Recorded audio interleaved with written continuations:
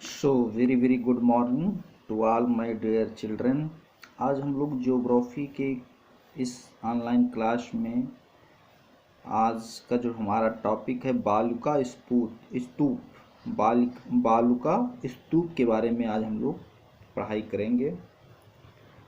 इसके पहले वाले क्लास में हमने विसर्ग बताया था, डेल्टा के बारे में बता दिए थे, हिमानी है, हिमोड़ है, ये सब के बारे में बता चुके हैं। आज हम लोगों को बालुका स्तूप के बारे में पढ़ना है। ज्योग्राफी में एक बालुका स्तूप है क्या, आज ज्योग्राफी का एक क्लास है। मैं बालुका स्तूप के बारे में आपको मोटा मोटा ये बता दूं कि जैसे जो मरुस्थलीय प्रदेश होते हैं, जैसे राजस्थान है, जहाँ पर मतलब बालू की मात्रा ज़्यादा है, ऐसे जगहों को मरुस्थलीय प्रदेश कहते हैं। मरुस्थलीय प्रदेशों में जब पवन मीन्स हवा, मरुस्थलीय प्रदेशों में जब पवन जैसे बहुत तेज़ी से बह रहा है, बहुत तेज़ी से चल रहा है और बीच में कोई बाधा आ जाती है, कोई रुकावट आ, जैसे हवा बहता हुआ जा रहा है, एयर है, अब ये बहता हुआ जा रहा है, ये बात है। अब यहाँ आगे में कोई रुकावट आ गया, इसके आगे जैसे इसी लेयर पर ये जा रहा है, आगे में कोई रुकावट आ गया, तो जब बाधा होती है तब पवन का वेग कम हो जाता है, जिससे पवन के साथ उड़ने वाले पदार्थ धरातल पर गिरकर बालू के टीलों का निर्माण करते हैं। इन्हें बालुका स्तूप कहते हैं। जैसे हवा बहता हुआ जा रहा है, आगे कोई बाधा आ गया, तो बाधा आने से जो हवा का स्पीड है वो कम हो जाता है, और फिर क्या होता है, जब ये कम हो गया तो वहीं पर जो भी चीज़ उड़कर जा रहा है वो वहीं पर रुक जाता है। जो भी उड़कर इसके साथ जो भी अन्य चीज़ उड़कर जा रहे हैं सब यहीं पर रुक जाएंगे, और रुक करके यहीं पर ढेर हो जाते हैं। ढेर हो गए तो ये बालुका स्तूप का निर्माण करते हैं, तब ये बालुका स्तूप का निर्माण करते हैं। ये बालुका स्तूप हो गया।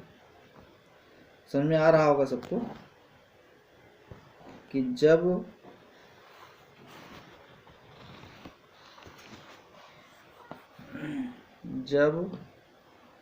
मरुस्थलीय प्रदेशों में जब हवा बहुत तेज़ी से बहता हुआ आगे जब बढ़ता है, तो रास्ते में जब कहीं रुकावट आ जाती है, कोई टेक आ गया, मतलब हवा को कैसे रुकेगा, मतलब पहाड़ आ गया, कोई बिल्डिंग पड़ गई, इस तरह कुछ मतलब रुकावट आ जाए हवा में, तो जो उसके साथ जो भी उड़ रहा है, एक तो हवा का स्पीड कम हो गया, और दूसरा जो भी उड़कर जा रहा है वहीं पर गिर करके सब वहीं ढेर बन जाएगा, और वहीं पर एक टीला का निर्माण होता है। उसी टीले को हम लोग बालुका स्तूप कहते हैं। ये बालुका स्तूप का डिफिनीशन है। एक बार पुनः बता दे रहा हूँ। मरुस्थलीय प्रदेशों में जब पवन मार्ग में कोई बाधा होती है तब पवन का वेग कम हो जाता है, जिससे पवन के साथ उड़ने वाले पदार्थ धरातल पर गिरकर बालू के टीलों का निर्माण करते हैं। इन्हें बालुका स्तूप कहते हैं। ठीक, हमारा नेक्स्ट टॉपिक है छत्रक शिला क्या है।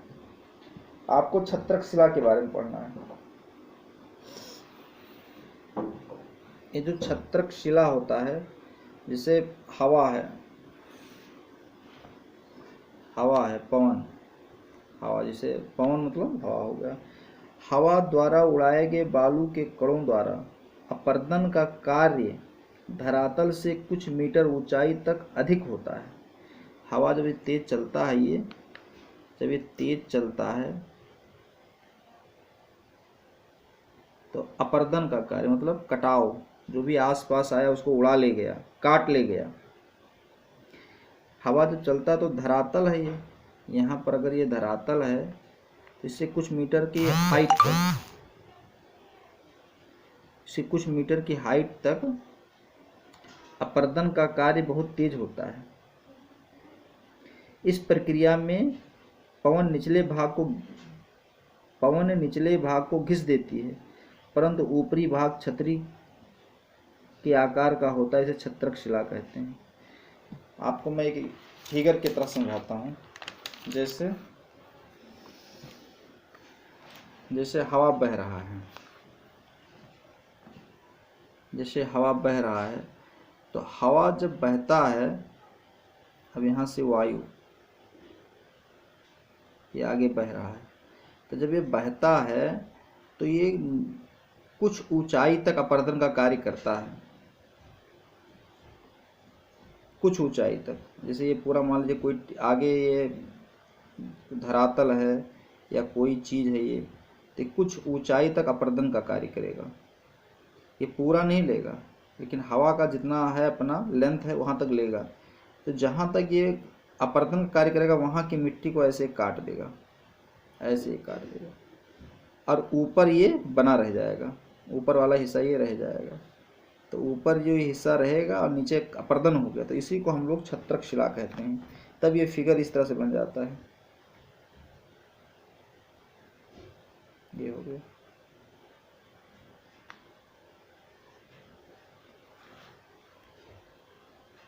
ये हो गया, ये बन गया छत्रक शिला। आप देखिए बिल्कुल ये हाइट कंप्लीट नहीं, टेढ़ा मेढ़ा भी हो सकता है ये सब।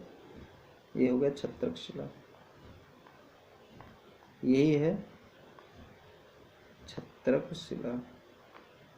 ठीक है, इसका डेफिनेशन मैं एक बार फिर से बता दे रहा हूँ कि हवा यानी पवन, पवन द्वारा उड़ाए गए बालू के कणों द्वारा अपरदन, अपरदन मतलब कटाव, अपरदन का कार्य धरातल के कुछ मीटर ऊंचाई तक अधिक होता है।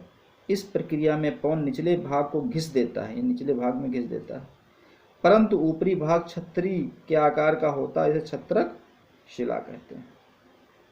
क्लियर हो गया होगा सबको। हमारा जो नेक्स्ट टॉपिक है समुद्री लहरें।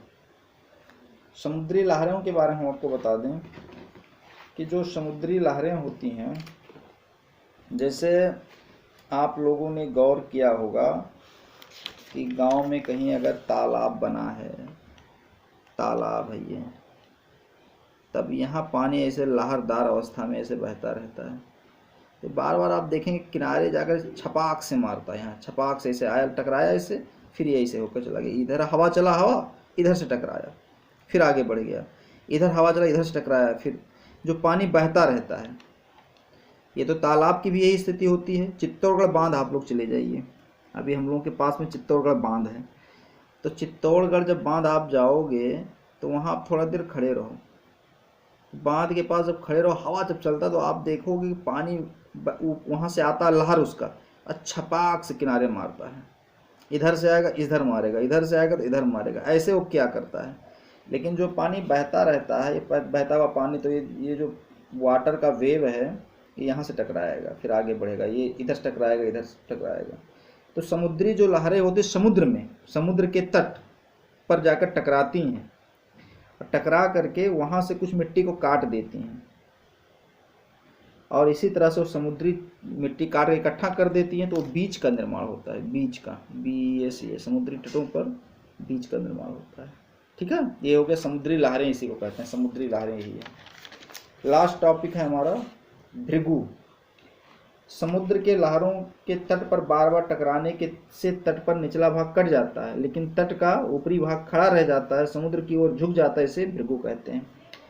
जब समुद्र की लहरें बार बार टकराती हैं,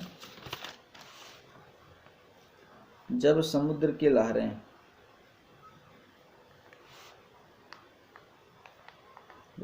लहरें समुद्र तट से बार बार टकराती हैं, तो नीचे का मिट्टी कट जाता है, लेकिन ऊपर का मिट्टी समुद्र की तरफ हल्का सा झुक जाता है, हल्का सा झुक जाता है, तो उसी को हम लोग कहते हैं भृगु। वही हो गया भृगु। ठीक, आज का टॉपिक समाप्त हुआ।